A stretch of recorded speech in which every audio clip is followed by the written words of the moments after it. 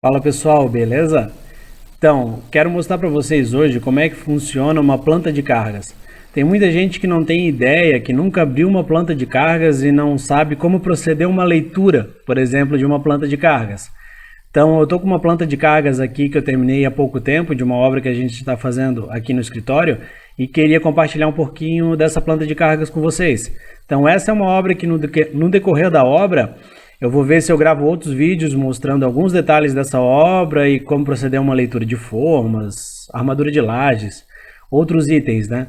Mas, então, no decorrer eu vou mostrando, mas hoje vamos falar sobre a planta de cargas. Então, aqui tem a planta já plotada, pronta aqui para mostrar para vocês, né? Então, isso aqui é um PDF que eu enviei já para o cliente fazer o orçamento da fundação. Nesse caso, é uma fundação que vai ser a estaca hélice contínua, vai ser uma fundação profunda, né? Estaca mais bloco de coroamento. Recebemos a sondagem, mas a sondagem o solo não tem uma capacidade suficiente para poder fazer uma fundação superficial. Então, o que a gente faz é gerar uma planta de cargas, né? Pegar todas as cargas que existem nos pilares que estão chegando na fundação e mandar para a empresa que vai ser responsável pela fundação, pelo projeto e execução, para eles fazerem esse dimensionamento. Dimensionarem, ó, esse pilar tem tanto de carga, então ele precisa de tantas estacas de tal diâmetro a tal profundidade. Depois eles retornam para a gente com essa planta de estaqueamento e daí a gente faz o dimensionamento, né, do bloco de coroamento, que é o bloco que vai unificar o pilar com as estacas. Então temos aqui a primeira planta que foi montada para fazer esse orçamento da fundação. Então está aqui a planta de cargas, aqui embaixo tem umas informações do selo, não vou chegar a mostrar para vocês, mas só brevemente, então, temos aqui uma convenção, então é só uma convenção para o pessoal se identificar na leitura. Então temos ali em planta, né, aparece o pilar, nome e as dimensões do pilar. E essas outras informações aqui aparecem na tabela.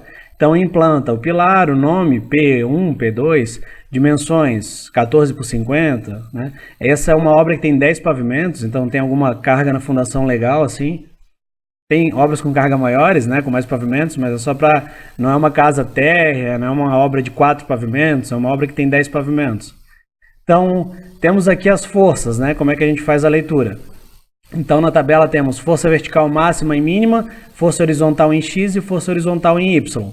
Então, força horizontal em X e Y, a gente tem aqui o que eu considerei como os eixos, né? Então, na horizontal, o eixo X e na vertical, o eixo Y.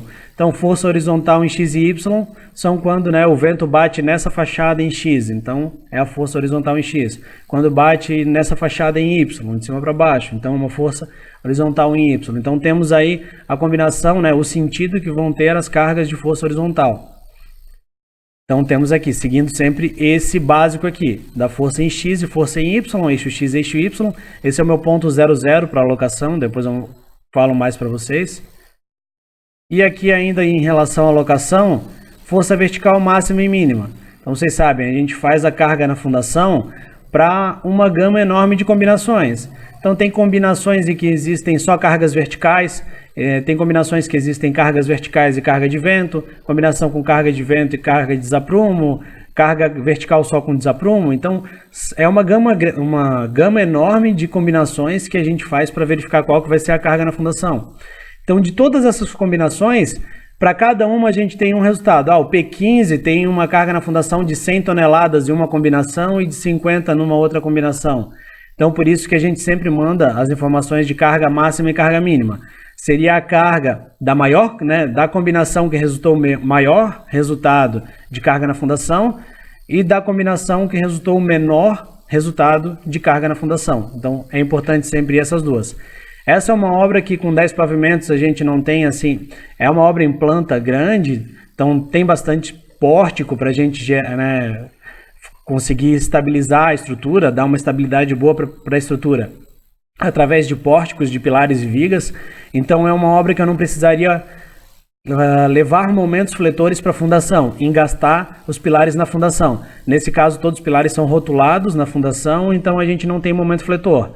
As únicas cargas que a gente tem são cargas, então o N máximo, que é a nossa carga vertical máxima, carga vertical mínima e as forças horizontais em X e Y. A gente não tem cargas de momento fletor na fundação, né?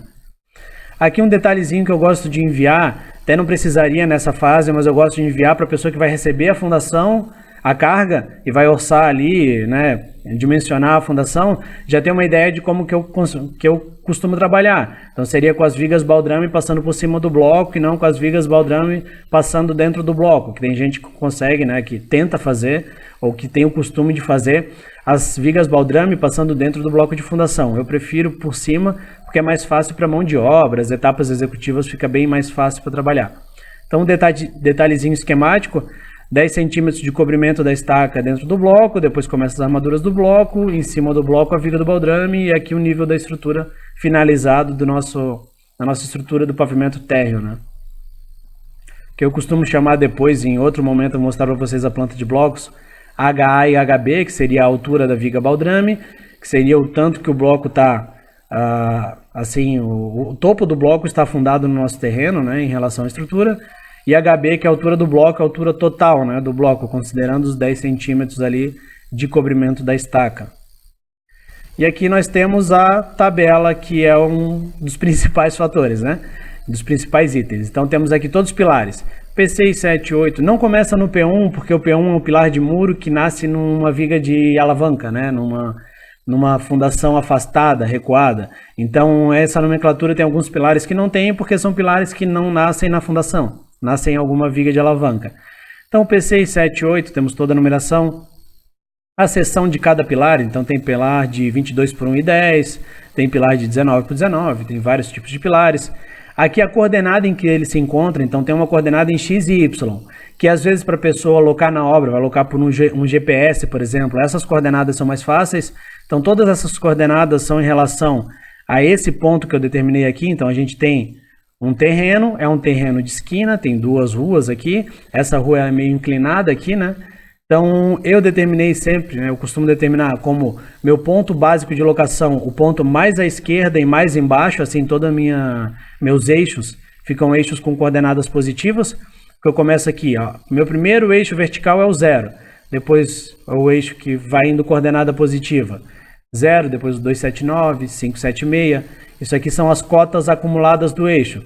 Então, esse eixo 857.5, ele está a 857,5 centímetros de distância do meu eixo 00. O eixo 1471 está a 14 metros e 71 centímetros do meu eixo 00. Então, são cotas acumuladas, né? E esses eixos têm uma nomenclatura. Então, os eixos verticais, eixo 1, 2, 3, 4, 5, 6, são esses. E os eixos horizontais, eixo A, B, C, D, E e F. Então são os eixos e a mesma coisa nos eixos. Então aqui de baixo eu tenho o meu primeiro eixo, que é o eixo 00. Então temos aqui 00.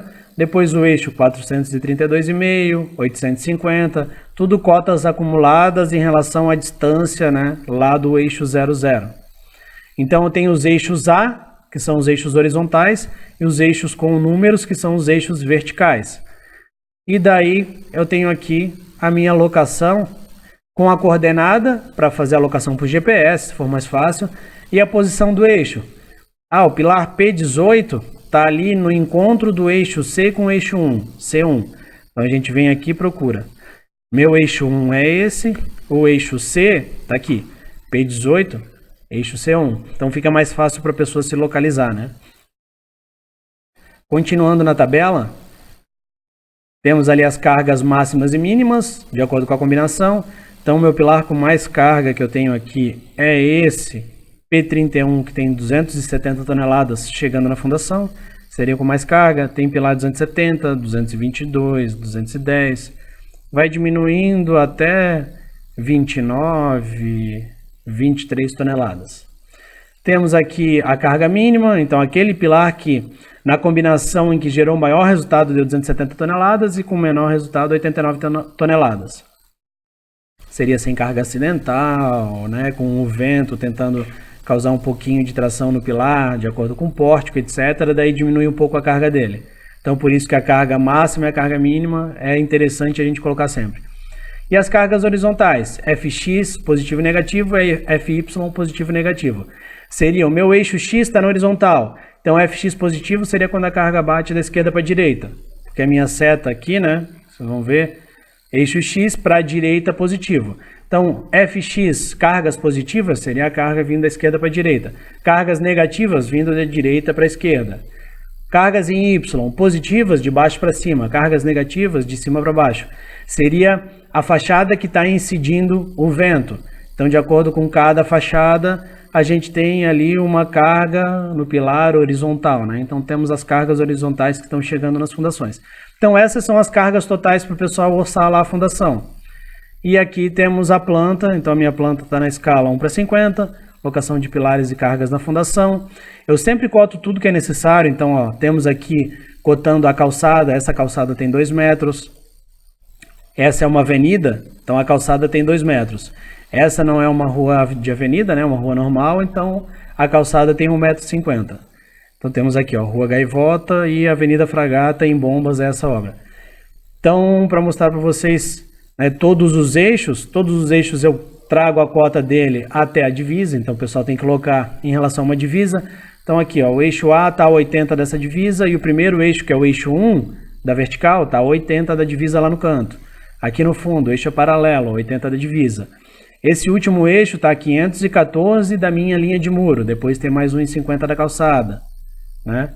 Então, nesse lado aqui, o meu eixo vai até 6,95 do ponto de divisa do terreno, que ele é inclinado. Então, do ponto de divisa do terreno ali, da linha de muro, né, com a divisa do terreno. Então, cotadinho aqui. Então, o pessoal vai tirar o esquadro. Como aqui a gente tem uma frente que é inclinada, o pessoal provavelmente vai tirar o esquadro pelos fundos, vai colocar todos os eixos e vai conferir essa medida aqui.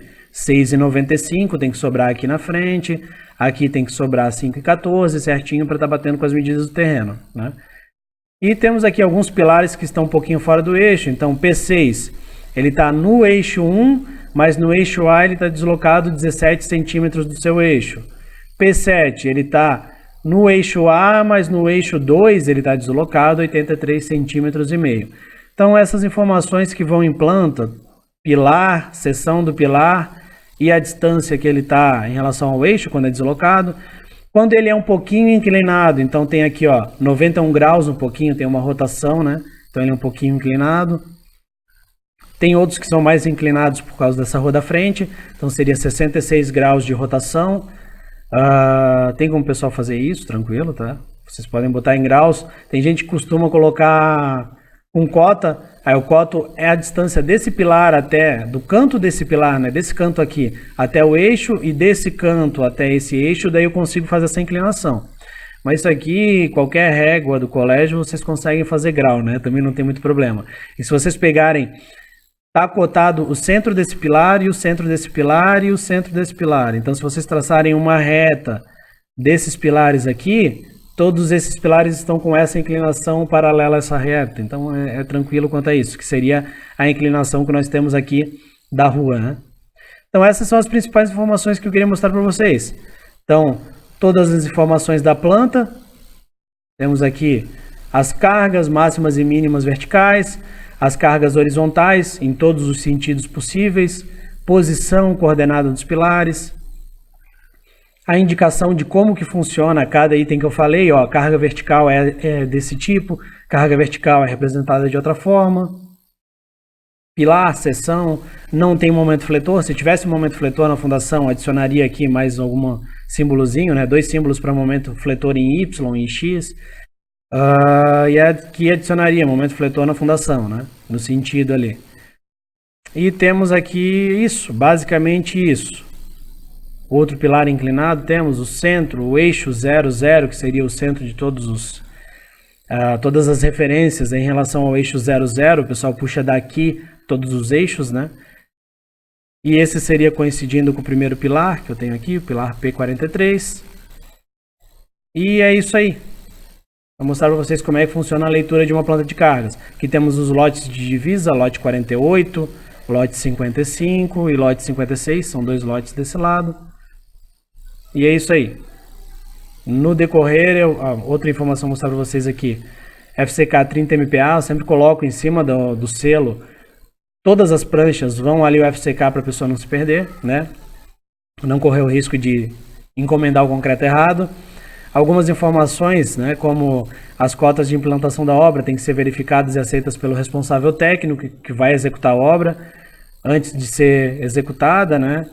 E algumas informações, é isso aí. Beleza? No decorrer eu vou mostrando outras plantas para vocês irem vendo como é que funciona o projeto, para quem nunca teve uma leitura, né, nunca viu um projeto estrutural, não teve a leitura, e também para quem já faz, mas, né, vê um outro projeto, como é que é feito, as informações que vão às vezes para poder, né, utilizar no seu projeto também essas informações. Beleza?